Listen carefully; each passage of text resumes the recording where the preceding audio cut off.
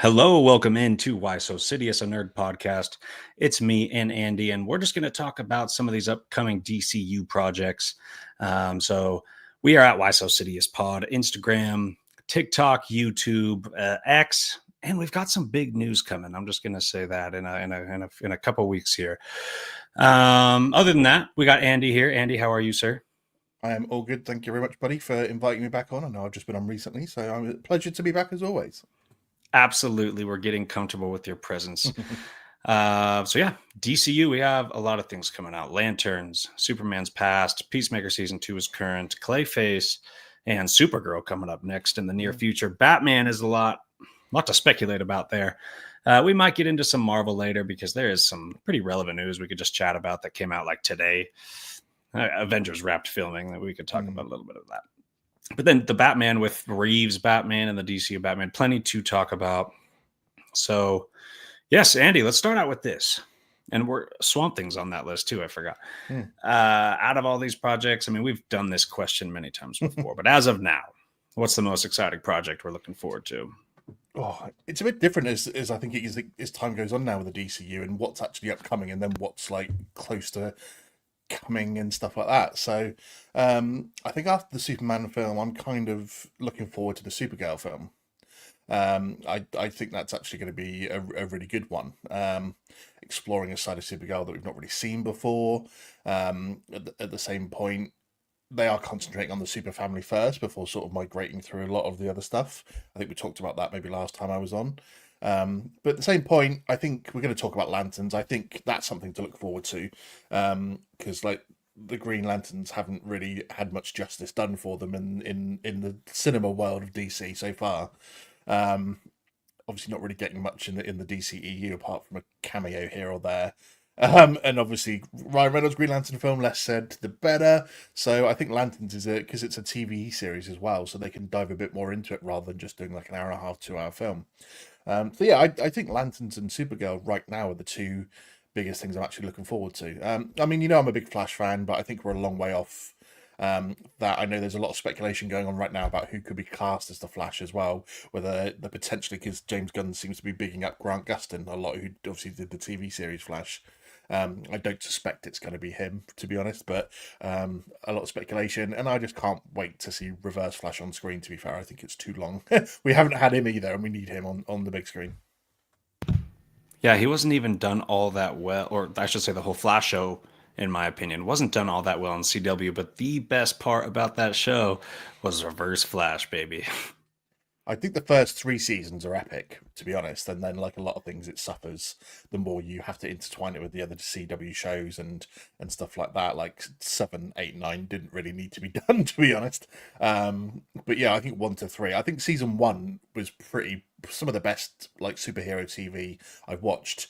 I know you have that whole pattern of like the villain of the week and stuff like that, but that whole story of like bringing who the Reverse Flash was and sort of something that through the story and then the ending to season 1, I thought was pretty good. So, but yeah, they definitely have some work to do, and especially after the recent Flash film as well, they need to do something to elevate what is one of the biggest and best heroes of DC. You think since they failed with Barry Allen, they're going to go with Wally West, or maybe they could just go with Wally West for any other reasons? I mean, it's kind of like I guess like because someone was actually asking me about this the other day, and I was like trying to equate it to like, do you go with Peter Parker or Miles Morales in Marvel? It's that kind of thing, and I still think they'll probably stick with Barry Allen because he's the most well known. But I see Wally West coming into it in like say a second Flash film. Pretty, you should be able to easily be brought into it really, and then have them sort of going concurrently. I don't see why not, to be honest. But yeah, I still think Barry Allen's probably the one I'll go with first because he's the most well-known Flash. Mm-hmm.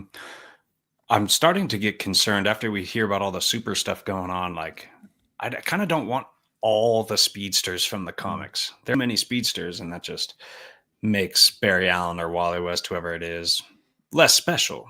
It's like how everyone in the MCU has an Iron Man suit nowadays, even Falcon and the Dora Milaje. Mm. Yeah, So I would that's a really fair prefer point. they only have one or two flashes and stop there. But you also kind of want the kid, the future coming back story with Wally. Like, there's a lot of fun stuff to tell if there are a bunch of Flashes. 2 or 3 major Flashes, though. I really don't want a whole Flash family. Would you like that? No, I don't think you need to go that far, to be honest. I think you're right in that one. One, maybe two. And the same with like the villains as well, the speeds of the villains. One, maybe two, Reverse Flash, and throw someone else in there.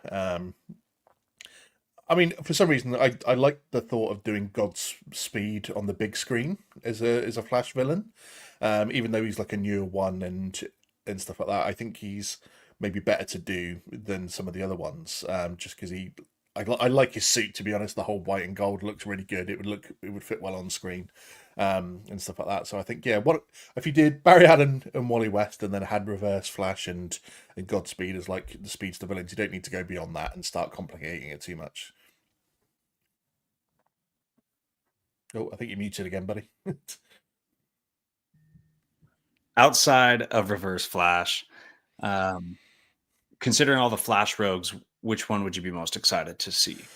Oh, it's got to be Captain Cold, surely. He's like one of the most badass of all of them, obviously. Wentworth Miller played him in the TV series, did a really good job.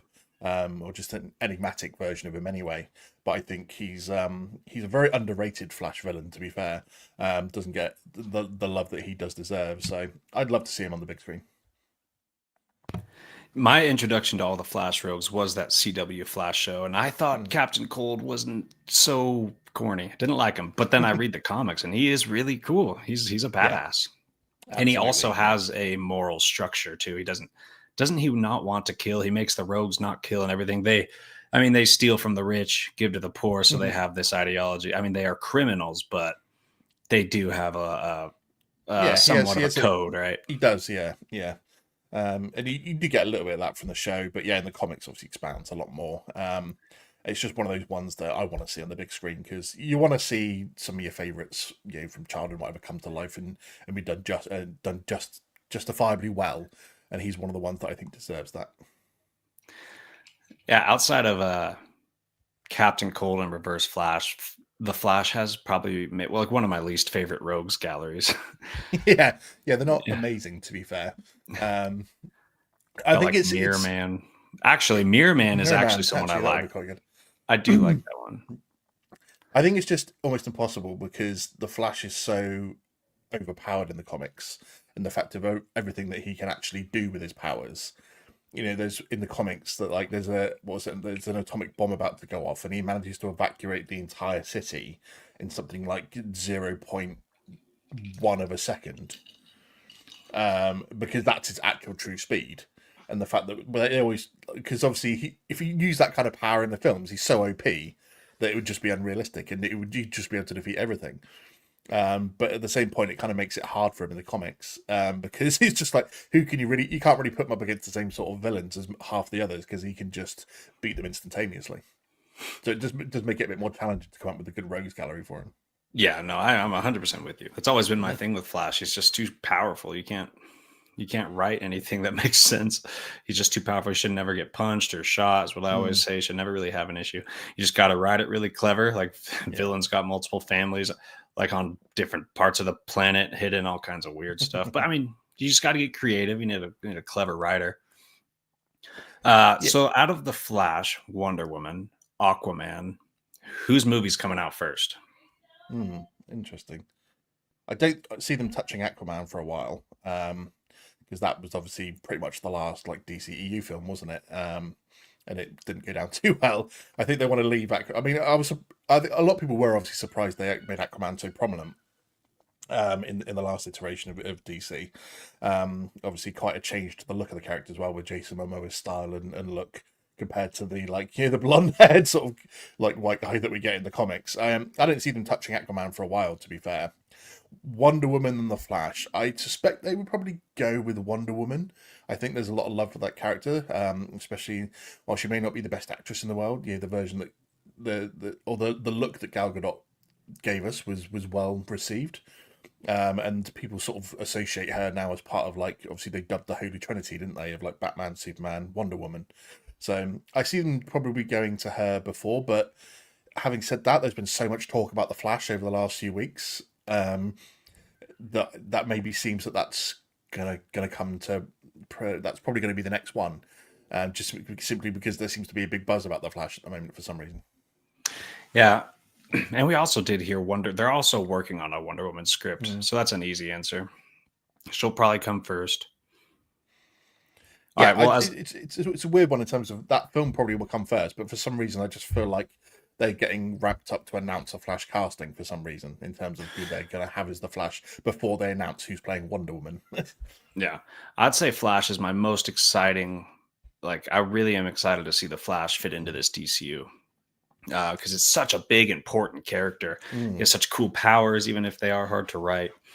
But he does come within the Speed Force. He comes with a lot of weight. Like Yeah. what the Flash does, like a lot happens in his universe, according to the DC universe as a whole. Um, yeah. So Lanterns. Mm. Um, we know it's going to be John Stewart oriented. Do you have any more thoughts on Hal's role in this? I mean, I think it's clear from the casting that it's going to be a more obviously mentored type role, isn't it? So, um, it's just interesting how they're going to structure this because we're obviously getting multiple Green Lanterns in this, which is again, it's weird they're not going down like I don't know if maybe this is going to be an origin story for John Stewart and the fact that Hal's already going to have been a Green Lantern for a while. And the fact that we know that we've already got Guy Gardner on Earth as a Green Lantern as well, and he's obviously going to be making cameos in this series. Nathan Fillion's character from Superman, and so yeah, it's interesting. So is this a fact where they're already all Green Lanterns, or is this like John Stewart's introduction and origin in the DCU? I know they set it up as like a detective type story, haven't they? So it's like a TV mystery detective type story. And so I do see it as like Hal being a mentor to John, and throughout the show, I don't think John's going to be a Green Lantern at the start of the show. I think maybe halfway or three-quarters way through, he becomes a Green Lantern, having been mentored by Hal to be ready for that. So kind of an origin. I know they said they want to stay away from Origins, but yeah, I feel like you're already going to have Guy and Hal as Green Lanterns in this series, I think. And so John Stewart becomes a Green Lantern later on in the series. And as far as Hal going Parallax, is that do you give a slight percentage to that or no? Oh, that's an interesting one. I'm not really sure, to be honest. I'm going to say no. I don't think so. I think they want to keep Hal on the good side of things on this one. Yeah. I would have a different answer if Kyle Chandler was younger, because I assume he did not sign a 10-year contract. Just so if he did, I would put money on them doing that. You're introducing the threat. We talked about that a lot too. I just thought that could have been Hal maybe going down. How do I put it? So Parallax, you're starting to uncover a new mysterious yellow ring full of fear, or what is it in the yellow? Yeah, it's fear. It's fair, yeah. And Hal's just getting manipulated along the way and getting darker and darker as you realize that someone else is manipulating him, whether that's Parallax or Sinestro. Sinestro's confirmed to be in there too. Yeah, Rick Thompson's playing him, isn't he? Yeah, and the only reason you have to ask that question is because they said the big DCU threat is going to be the seeds will be planted here. So it's the lanterns, dude. Of course, we're all going to assume it's a ring. So I just don't see it has to be a black or yellow ring. Also, have you seen Rebel Ridge? I haven't, no.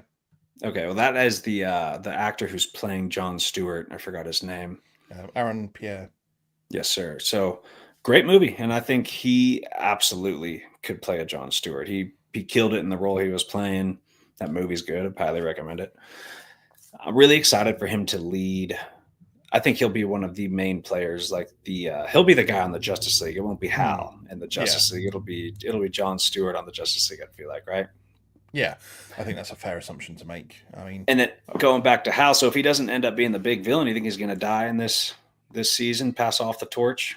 I think there's a good chance of that. It always seems to be like with the older mentor, isn't it? That's kind of like the framework that's always laid for them is that they get the guy where he needs to be, and he becomes like a Green Lantern, and then he'll like die is like the big setting up the big finale for John Stewart to go off and battle whoever or what's going on there. So yeah, I can see that happening. To be fair, yeah.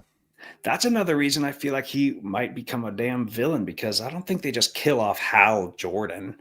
I mean, it's Hal Yeah. Jordan. Technically, I mean, he's had a longer history on the Justice League.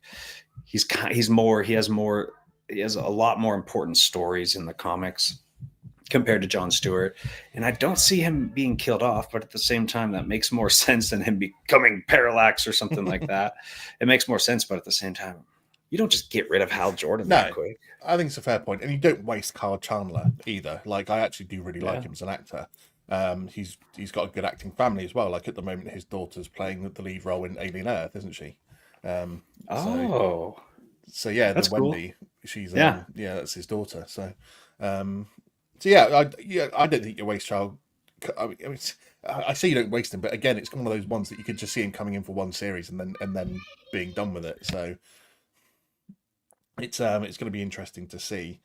I just think that it just like now you said it, it kind of makes perfect sense that he just would get killed off at some point in the series, like halfway towards the end or something. I can't believe Wendy is Kyle Chandler's daughter. She's great too. Yeah, she's been doing a good job over on Alien Earth. If anyone's been watching that, it's absolutely top notch.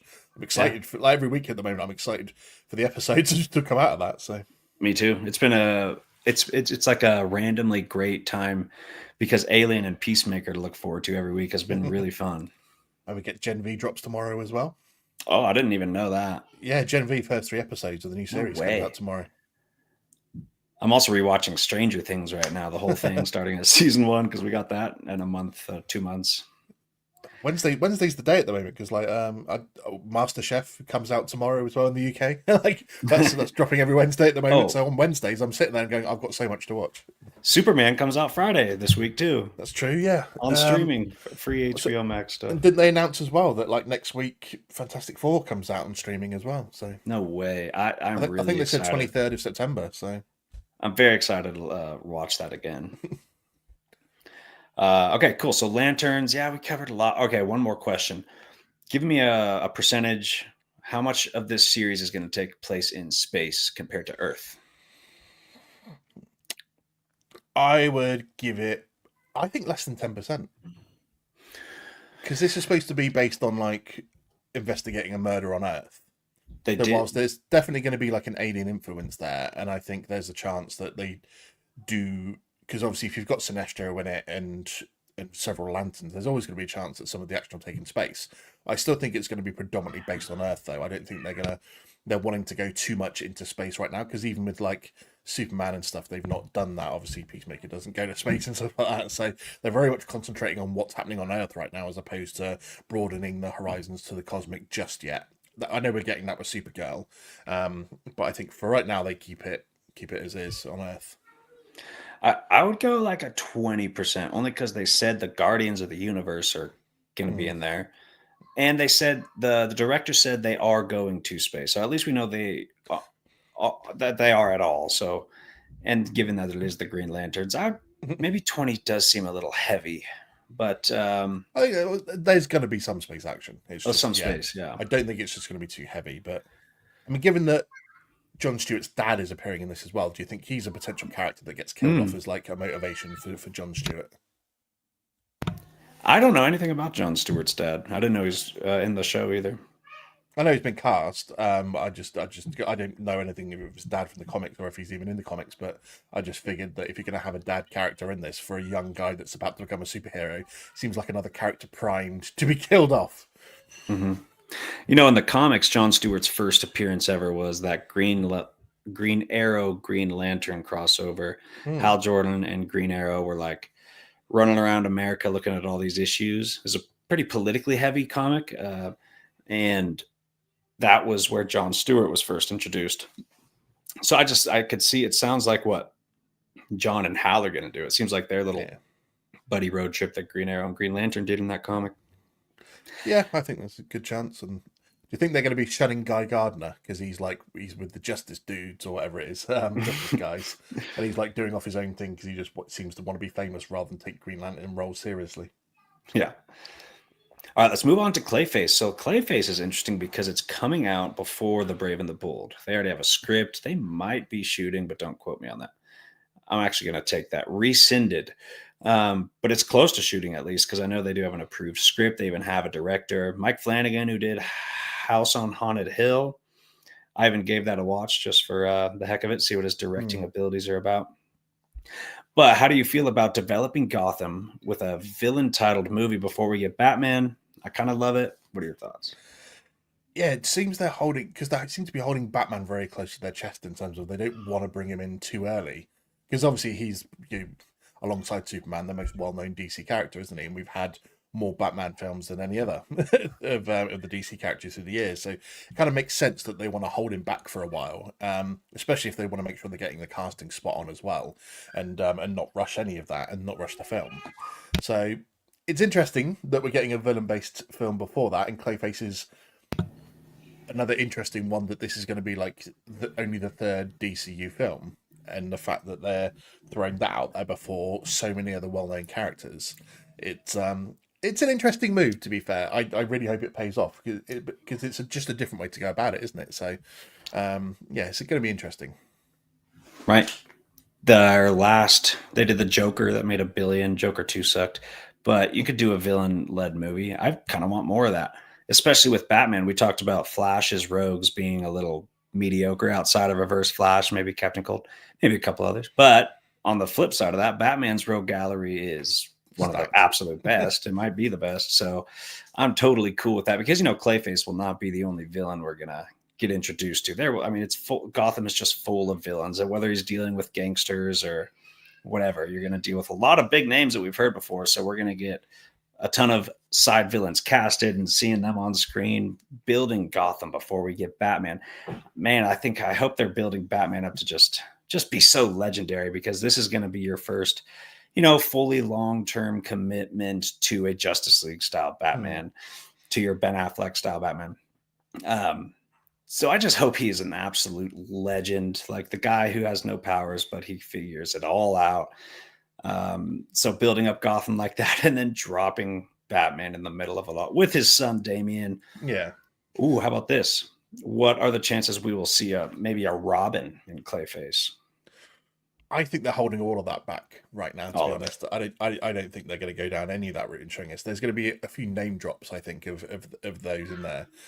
Like you said, because we know that if they should be building Batman up in this movie as well. So just legendary status in Gotham already.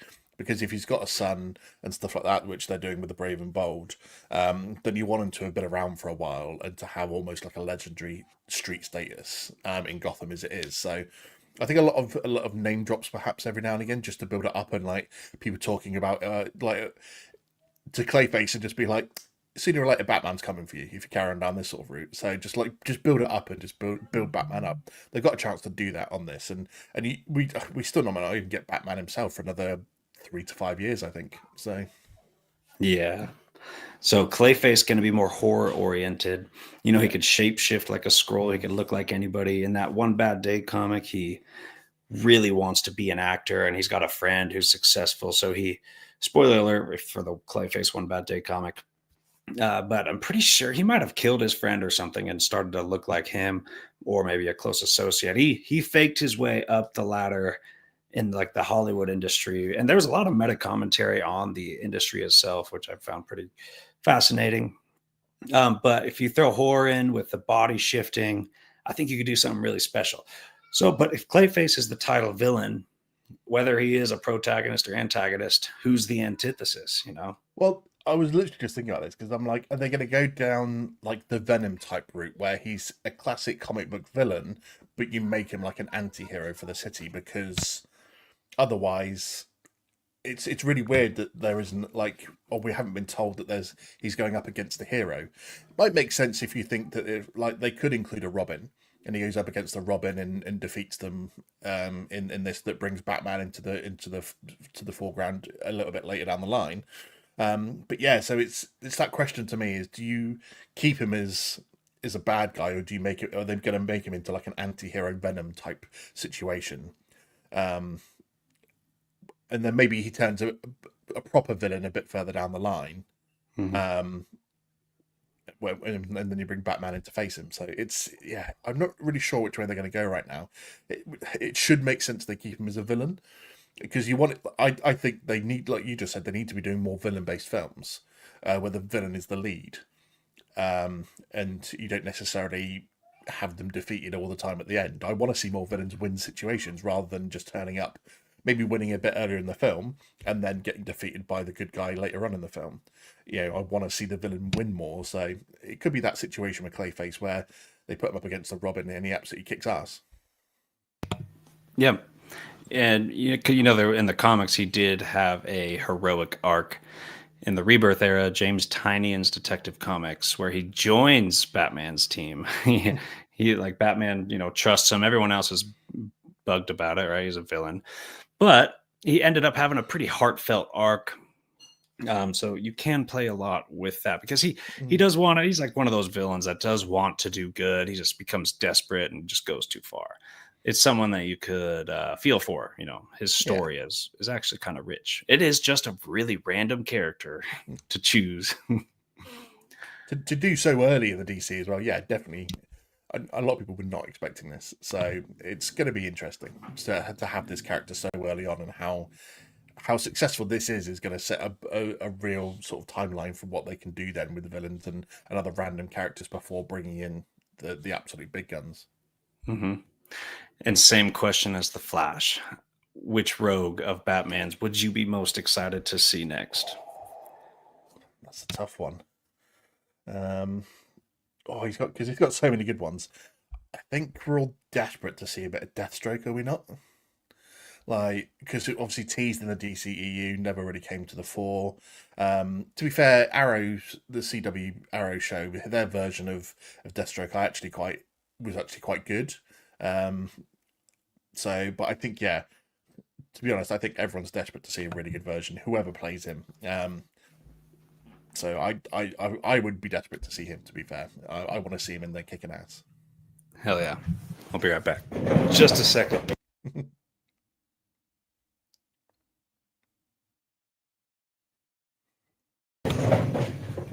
And we're back. All right, I would probably have to say Two-Face. For some reason, Yeah, I really want a great Two-Face villain. I kind of liked how his story was bled into the Dark Knight. I really do. But I want him front and center, man. I want him. I kind of want him clashing with the Penguin, and Batman's caught in the middle of it. I think that'd be a lot of fun. Yeah, that would actually be quite good. But I don't think that's going to be the villain. Who do you think will be the first Batman villain in the DCU Brave and the Bold movie? Interesting. I think because of even though it's a technical spin-off and it's not part of their universe, obviously they've done Penguin recently, with the Batman film and the TV series. So I think they stay away from the Penguin. It's a tough one, isn't it, for who would be the first one? You could theoretically not even have a real proper big bad villain of like one of the top rogues from Batman's side as a villain in his first film. It could just be setting up the fact that he should already be legendary status, as we said. So he would have gone up against quite a few of his villains already, technically. So it's such a hard one to put on there. I think there's a real love because of the recent film for the Riddler as well at the moment, and he's such a complex character that putting him and Damian up against the Riddler could actually be a good start for him. The Riddler is an interesting one because the Reeves Batman's Riddler is so not comic accurate. So the Riddler is obviously going to be in there somewhere, but he's going to be wearing green this time and a hat with a cane, I bet you. You know who I think? I really think Ra's al Ghul will be the villain because Damian's going to be in there. So in order to dive into his background, you at least need Ra's al Ghul in there, and some Talia. It could even be like Talia. No, but I could really see Ra's al Ghul being the main villain. So you get the history of Damian, Talia, Ra's al Ghul, but then you play through that arc where he wants a young body, so he wants to to get his Mm, soul in there, switch souls, yeah. whatever they call it. He basically killing Damien and taking over his body. I think that's the most likely way, but we're just guessing. I think it's because they've played all the major characters quite a bit over the last like 20, 30 years. So it's like, who do you actually pick from that lineup to be the first one when they've done them all in fairly recent history? And again, Ra's al Ghul in Batman Begins was so far from comic Mm. accurate. It's like a white dude. Ra's al Ghul is very Middle Eastern. Um, so if you went comic accurate, it would be unrecognizable from Liam Neeson's character or portrayal. Yeah, fair enough. Yeah. Yeah. Um, okay. Last one maybe is Swamp Thing to talk about. I mean, there's a ton of other. Some of them they made more headway since the announced at a couple years ago. Like some of them have already come out. Some of them, some new things that weren't announced, like Clayface, is already going to be shot and ready to go. But Swamp Thing's one of those things that we haven't had much news on. But today it was on social media. Someone posted a picture of Vincent D'Onofrio in Swamp Thing. Said something about casting him as Swamp Thing, and Vincent D'Onofrio commented on it, showing like, yeah, I want to do Swamp Thing. Yeah. Oh yeah, because the words were, he said, the poster said Vincent D'Onofrio should play Swamp Thing, and then Vincent replied, "Yes, I should." Yeah. Do you see that? Do you see him playing Swamp Thing? I think you can. I think he's definitely got the ability and range to play that sort of character. I think the only thing that stands against him is that he's obviously reached a certain age now, and he's even said that like for the Daredevil series, he's had issues with like bulking up to that size because he doesn't really want to spend, or he finds it harder at his age now to be able to bulk up and drop down to drop his size or whatever to suit certain roles. So it's just interesting whether he would want to do that, or if is he going to be playing a guy in a CGI suit, or is it just like you leave that to just CGI and he just plays like the obviously the human version, or which way do you go with it? So I think he's got the range for it and he's got a good voice for it, I think as well. But at the same point, I'm like, does he have the physical attributes nowadays to do that, or the want to have to go through all that sort of the behind the scenes makeup and stuff like that to be able to then successfully play the character on screen? You bring up an interesting point, whether they're going to do practical like the Penguin, which looked great, Mm. or CGI, which it's hard to do a whole movie based on a CGI character, isn't it? I mean, they do it, but uh, it doesn't require much from him, right? He wouldn't have to do much because whether it's CGI or practical, all he has to do is deliver the voice and facial Yeah, expressions fair. at that point. I could see it. That Kingpin voice is pretty ominous, pretty sinister at the same time.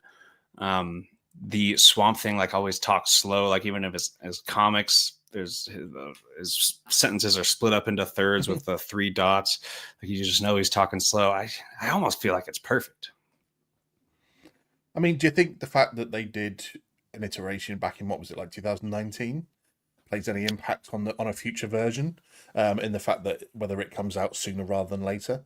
Or do you think that they literally don't care about the fact that whether they've had recent versions of the characters from the DCU or anything that they've done, and they just go, we're just doing what we want and not caring about the recent history? Because you got to think that like the main characters they have in like the Batman and the Batman 2, for example, would play on whether they introduce those villains and stuff early on as Batman villains or whether they leave it for later on as like more established. So do you think that they care about that sort of thing, or are they just going to go, we're doing it because we want to do it? That's a good question. I think for some characters, they absolutely had to consider their past, just because, like you said, Batman and Superman have had so many iterations. So you kind of have to focus on making it unique. Whereas Swamp Thing and that one show, I don't think something like that matters. For it wasn't big enough, right? And Swamp Thing is Hmm. not a household name, so I think they have a lot of freedom there. And with the way James Gunn thinks and operates, um, I think he puts the story first. It's funny how much we speculate on which characters can be teased and villains and this and that. And I don't like look at the Superman movie. There's a lot of characters, but they Hmm. weren't really all that important. Didn't tease much. It was just they had their roles. They're so focused on telling good stories, and that is good. So I think we're over speculating all the time, which is I don't care. It's just really fun. It's fun to do that with Marvel, DC, Star Wars. But Yeah, sometimes I feel like they're not going to do all of this development that we're talking about in these movies. We're like, as fans, trying to rush the universe's creation through like the next 4 movies that come out, and I think it'll feel a lot slower. It's yeah, I think yeah, you're right. As fans, we just want it all to be there straight away. Because I was chatting with my wife the other day actually about the fact that I in creation of like new universes or new TV series, I don't always like the early series or early versions of things because the story and lore is always richer when it's been more established for a while. So like when a TV series that say gets 10 series, after like series 3, there's a bit more history. You've learned a bit more lore about the characters, about everything about them, and about the history of like that particular team or those people. And so therefore, it adds then to the richness of the story going forward that there's a lot more history behind them. Whereas early on, I'm like, so yeah, early on in the DC universe, I'm like, okay, there's not going to be a lot of origin stories. There are a lot of people are already established in the universe, but you want to learn more about them and their history and stuff, and how long have they been around, who have they already interacted with, and that sort of thing. So I think it's like interesting that early on they may bring characters that you're not too familiar with or haven't been too successful in the past, and I'm like, can we hurry up and just as a fan, I'm like, hurry up and establish the universe a bit more, so there's a bit more story and I've got a bit more to go on about everything that's going on in it. I think you muted again, buddy. Yeah, I think it's gonna feel slow as it comes out, but each movie I really have so much confidence in. I don't care what corner of the universe they go into. I feel like each movie is gonna be solid. Um, yeah. Anything else on the DCU? I don't think so. I'm just waiting for the long-awaited decision about when Batman 2 is coming, isn't it? Yeah. Who's the most exciting character that's going to be casted next? You want to hear the casting for somebody the most exciting you could think of? We've already mentioned it, to be fair, so I kind of want the Yeah, Flash. okay. I had Batman, but just Oh yeah, yeah. I mean, Batman is always going to be a big one because there's a lot of right. speculation, a lot of fan favorites that want to be cast, and people that are throwing their hat in the ring in desperation to be like, I want to be either mentioned with it, so it's like my name's out there, or I genuinely want to play this. So, but I think for me, it's because Batman's a character that's going to be always solid, and we've had so much of it that I'm not necessarily excited for the casting news of it because it's coming regardless. But like, I think it's just because the Flash is my favorite DC character. So if you turn around tomorrow and said pick either the Batman and his villain, there's a casting announcement, or the Flash Reverse Flash casting announcement, I would pick Flash Reverse Oof, Flash. Just because yeah. that would get me so fucking hyped up for this universe more. Because I'd be like, because it's my favorite characters. That's a very personal thing for me. So Anthony Starr as Reverse Flash. that's been a very popular fan I casting, and love I it. can definitely see it. I can definitely see it Yeah, as a good one. that'd be really good. Okay, we'll wrap it up, but there's one more thing. We'll usually discuss this and we'll expand on this in our next Week in Geek. But this is big news. We have Avengers Wrapped filming today. That's crazy. Doomsday. Yeah, So they got a year, damn near a year and a half of post edits. They'll have time to do reshoots, which is normal, not a bad thing, as all the headlines make it seem mm. like when a movie does reshoots, right? A lot of time to get things together. So how you feeling, man? You have confidence in this Yeah. movie? It's I do, and then I did an episode on my own show, literally on Sunday with Sisters Assembled, where we were chatting. We were doing our top 5 MCU projects since Endgame, but we were then chatting about because we were chatting about Fantastic Four and how maybe they should have spent a portion of that film building up or setting things up for Doomsday, and they didn't obviously at all, really, apart from the post-credit scene where you obviously see Doom arrive. And so we were chatting a lot about, is a lot of Doomsday going to be set up of Doom himself and the Fantastic Four getting across to our universe potentially, and so is half the film just going to be set up because nothing's the only film we get between now and Doomsday is going to be Spider-Man, is the next Spider-Man film, which supposedly the events will run fairly concurrent with Doomsday, so it's not necessarily even going to be set up for Doomsday in that film. So right now you've got almost no setup for Doomsday, apart from the fact that Thunderbolt's post-credit scene, I suppose, is the only real setup we've had for it. Um, so the only thing I'm worried about is, are they going to spend like say half the film setting up everything, which takes away from the fact that you then have to have Doom coming together and he's going to be battling against the Fantastic Four against Thunderbolts against Sam Wilson's Avengers team, which obviously got mentioned in the Thunderbolts post-credit scene. And then we know we chatted about, I think, in the last time we talked, he's going to go up against Loki. And so there seems to be a lot that they maybe have to do in the second half of this film, if the first like third to a half is going to be just setting up getting Doom to our universe and everything that goes along with that. So that's the only thing that worries me, is that they spend too much of this film is set up and not enough getting stuff. Because to be fair, we all want action. We know there's going to be so many characters in this that you want all of them to have decent screen time, to have an impact on everything and set things up for a Secret Wars. But it just worries me that there's going to be too much setup, because they've done zero setup before this film. Muted again, buddy. It's so much like Thanos. If you think about, he didn't get any development before Infinity War, but he had the gems. So his story was really being developed, but not him personally, like his actual backstory. I think it's going to be a lot of that, but I will bet you that we get into the action pretty quick, and we're going to start that movie with Doom on his mission, and everyone's red flags are going off. So the Avengers, got to team up and stuff. And then we're going to go back and learn about his past a bunch. It'll be a very Doom oriented movie, whereas Secret Wars will be, he's already established. It's going to be more of the heroes coming together and winning movie. Again, a lot like Endgame. The only difference I could see it is, instead of Thanos, Doctor Doom, like, he does win at the end, but not by by achieving his goals, but he's going to save the multiverse. It's like, that's how Doomsday is going to end, because then he will be Emperor God Doom for Secret Wars. So that's an interesting way to have your villain win at the end, but not do it like Thanos. He's like the savior of the multiverse. That would be a really interesting way to play it.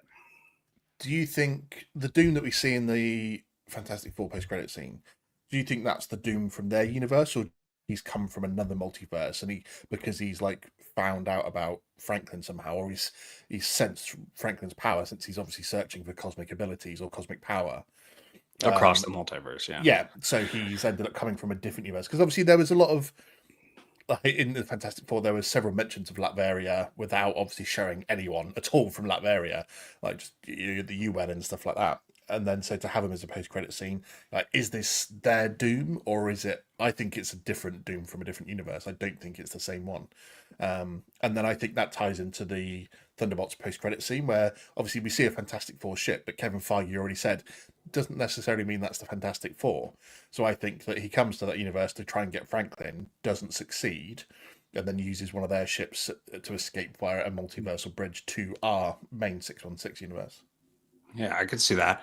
Imagine if he is not from the Fantastic Four universe, but he's from the 838 universe from Doctor Strange, because we saw bots, whether that you can call them Doom bots. We didn't see Iron Man, but there's a presence of an Iron Man-like character in that universe as Illuminati. So you hear like those theories online about those someone from that universe coming to get revenge because they just killed their whole Avengers squad. And what if we didn't see Doctor Doom or Iron Man there?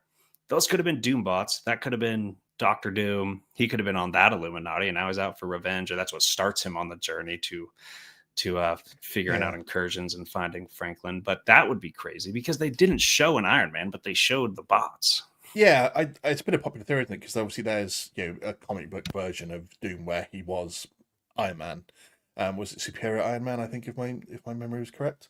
And he obviously then becomes Doctor Doom himself. So there's always that version that, yep, he was an Iron Man. Because a few people said this, and I was like, well, I don't think if that's the case, he was on the Illuminati, he was Doom. Because I don't think you would have a Victor Von Doom and a Reed Richards together on an Illuminati council where they're necessarily Good agreeing. point. So he would have to have been maybe a Tony Stark variant of an Iron Man that's then become Doctor Doom. Obviously, he's not going to be Victor Von Doom, but he becomes Doctor Doom because of everything that's gone on. And maybe he was already started down that path beforehand, and this just pushed him over the edge a little bit, and stuff like that. So it's been a good theory out there, and I could definitely see it.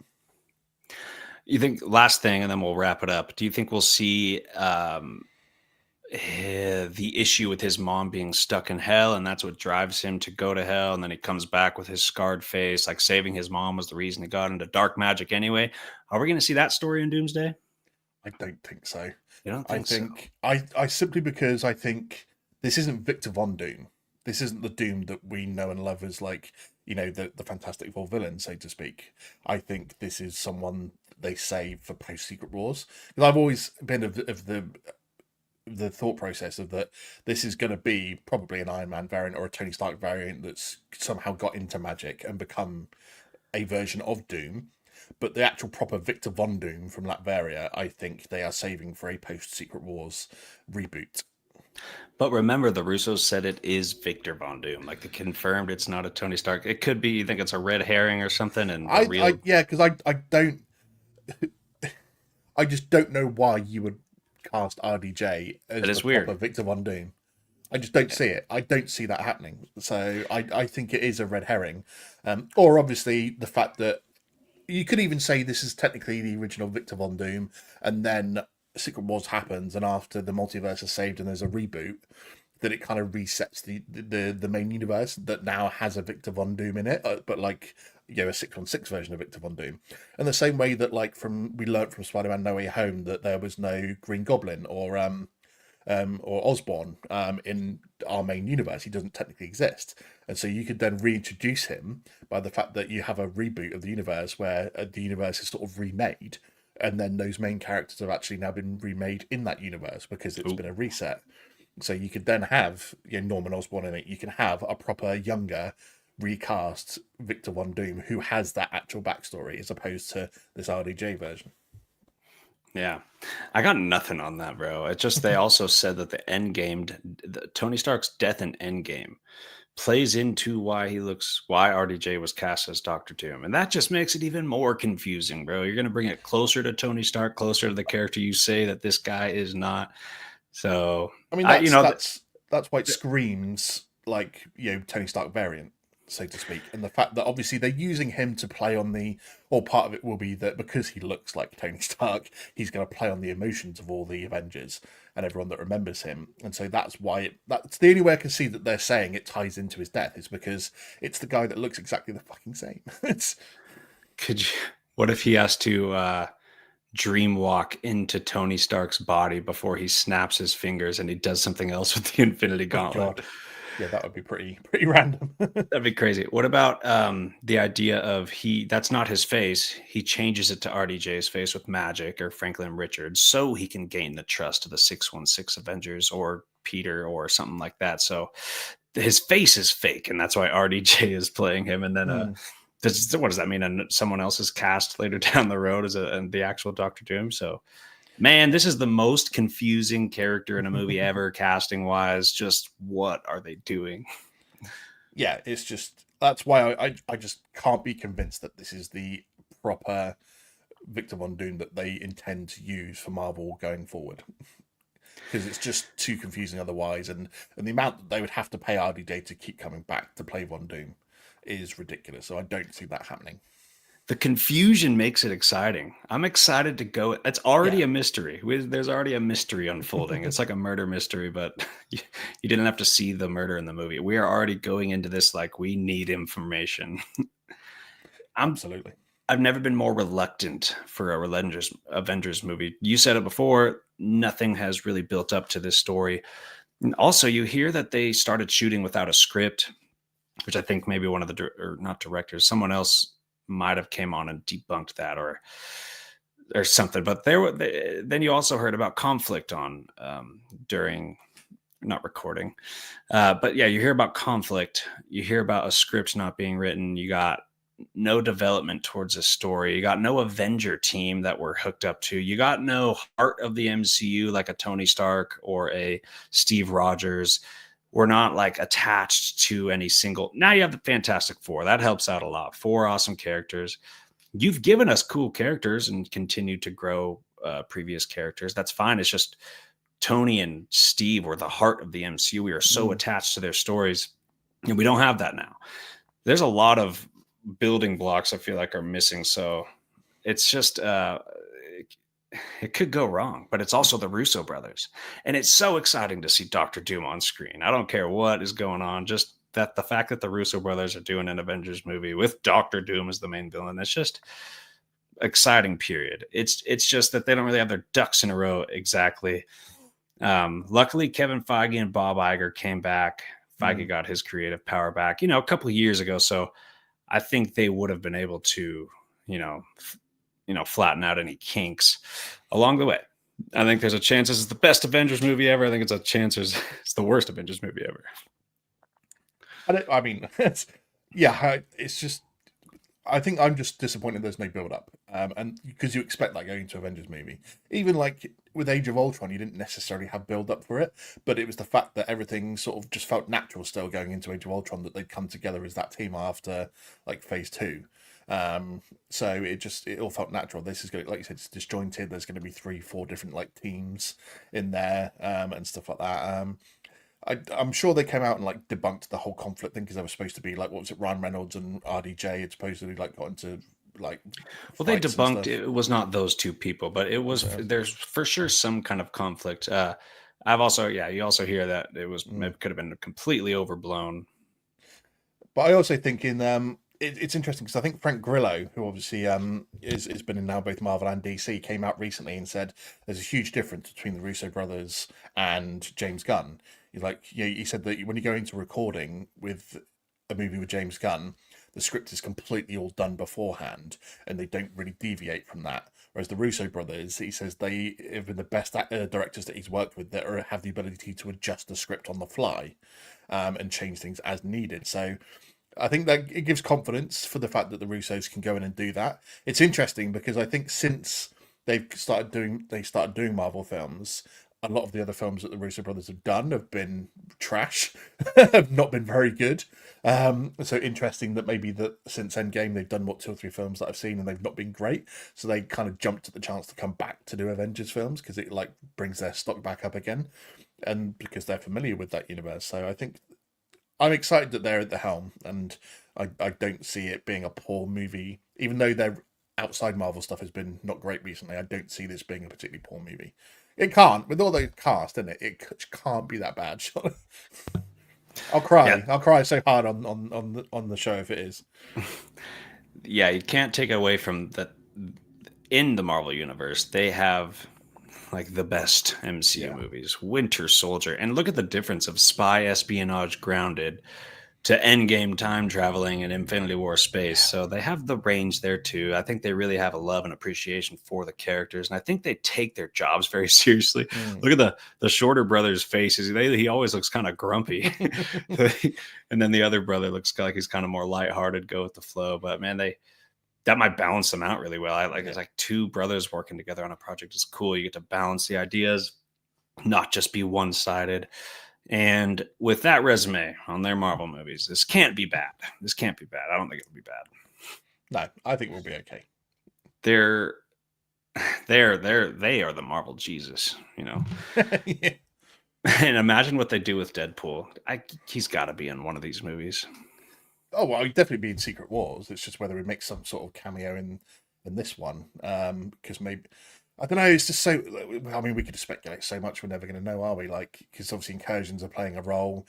People talking about like the old school X-Men universe being the main one that has an incursion that interferes with the 616 and sort of kicks it all off as well. Because obviously the original X-Men are in it as well, aren't they? So we kind of forget about that they're part of this.